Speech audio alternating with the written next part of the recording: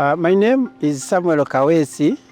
I'm the Minister for Information and Public Relations in the Buruuli Kingdom. I'm grateful that today His Royal Highness, the Savaruli, the King of Buruuli, together with the State Minister for Energy, they have launched a safe cooking system in the Buruuli Kingdom.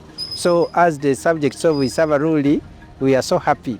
I understand this is going to help us, more especially to save the lives of our wives in the community, whereby Nakasongola is one of the cattle-cod areas in this country, and deforestation is too high. So we are lacking trees. We are no longer having firewoods. But I hope by the launch of this energy safe cooking, it's going to help us. So I appreciate His Royal Highness, the King, the government of Uganda, together with different development partners who have championed this project in Buruuli. I urge you, the subjects of His Royal Highness, to support it. This system is going to help us to save our environment in Nakasongola.